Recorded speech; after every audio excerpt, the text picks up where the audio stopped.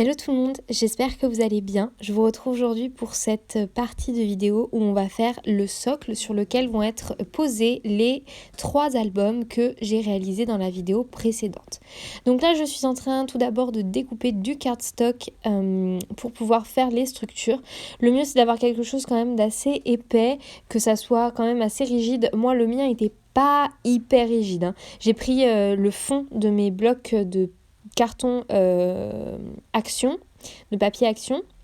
Et clairement, on n'est pas sur la rigidité du siècle, mais ça me convient quand même. Donc voilà. Et avec l'épaisseur du papier blanc plus le papier décor, au final, avec la colle, ça le fait, même si c'est pas voilà, la folie.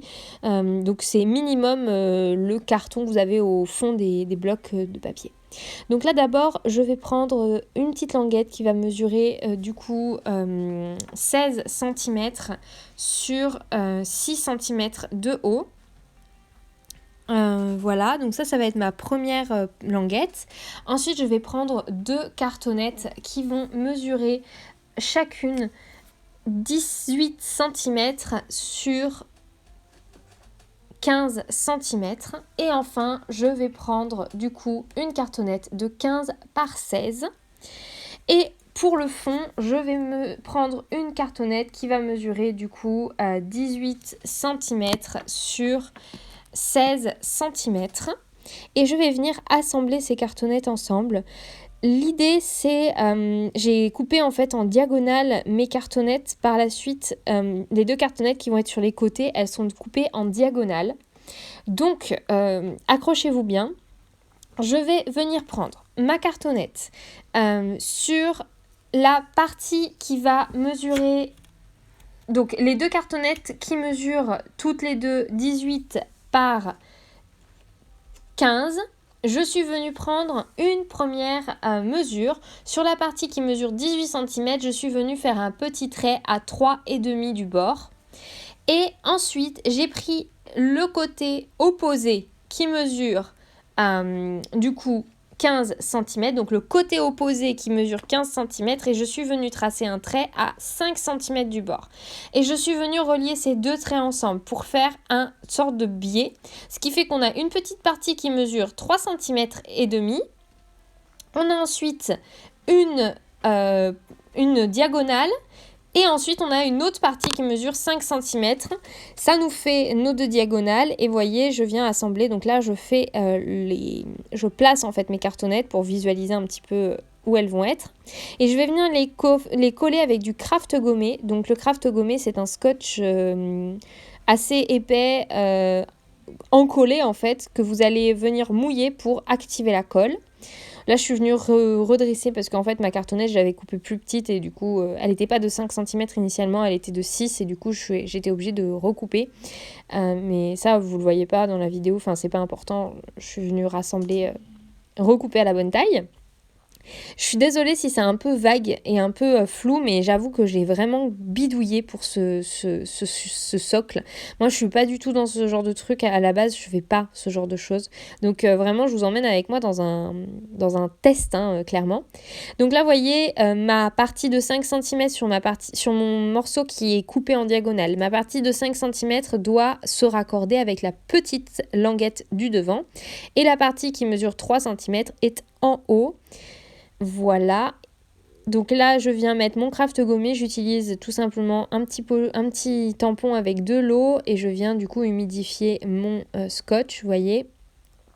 J'ai vraiment beaucoup humidifié mon scotch pour être sûre qu'il colle très bien. Et je viens utiliser ma règle pour bien appuyer mon scotch, bien faire adhésion entre le carton et le scotch.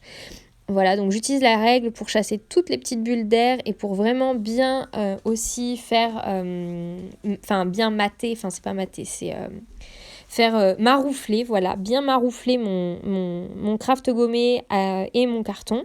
Donc je fais ça sur tous les bords, vous allez voir, c'est un peu long, j'utilise vraiment beaucoup de craft gommé, je fais toutes mes reliures avec. Vraiment, c'est hyper important d'avoir vraiment des bords bien faits, des plis bien faits et qu'il y ait aucun endroit, aucun pli sans craft gommé pour vraiment que ça soit bien solide.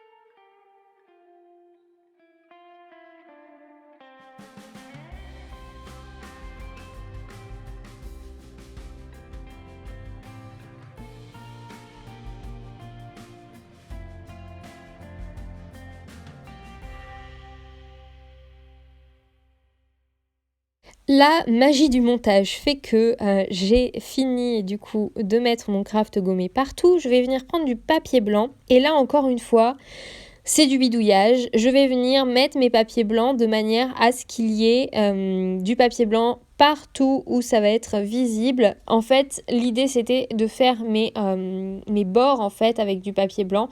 Donc une fois que tout sera habillé avec du papier décor et du papier blanc, toutes mes tranches de ma boîte soient blanches et que il y ait papier décor partout qui camoufle si besoin il y a.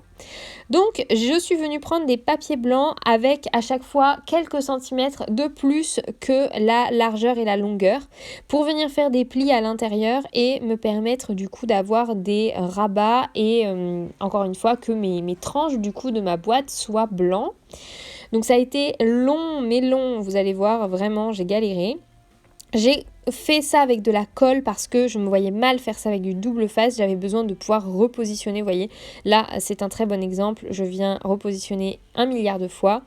Je viens utiliser pour maroufler toujours ma règle. C'est vraiment devenu un outil que j'utilise beaucoup. Il faut, je pense, que je m'achète un petit outil là pour maroufler parce que j'en ai besoin vraiment.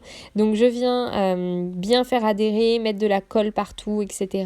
et bien appuyer. Si ce n'est pas parfait, ce n'est pas dramatique puisque tout va être recouvert ensuite par du papier décor. Donc s'il y a des petites imperfections au niveau du papier blanc, c'est pas grave. L'essentiel c'est que toutes vos tranches soient... tous vos rebords en fait soient blancs. C'est tout ce qui compte. Le reste, s'il y a des petits plis au milieu ou quoi, c'est pas dramatique.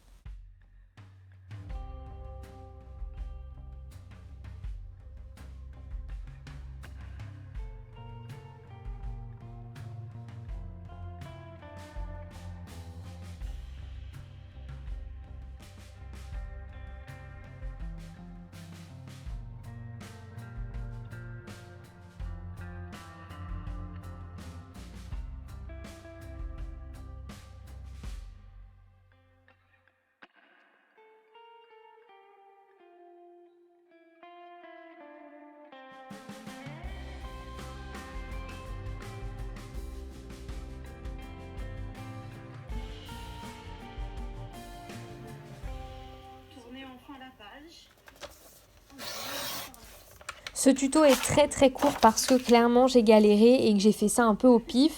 Donc là après je suis venue utiliser un blog de chez Action qui s'appelle Take Me to the Ocean pour faire ma déco. Et là tout simplement j'ai utilisé des papiers décor qui étaient quelques centimètres plus petits que ma boîte en elle-même. Voilà, et j'ai fait ça sur chacun des papiers décor et chacun des bords, des côtés. J'ai tout habillé, hein, même le dessous n'a pas été habillé, mais le dos, le devant, l'intérieur, tout a été habillé. Vous voyez, là, il y a de la déco partout. Et je suis venue coller le mot vacances sur la déco, sur le devant, et c'est tout. Voilà, la boîte est plus large que la taille des albums, comme ça je peux rajouter des petites choses à l'intérieur si jamais j'ai besoin.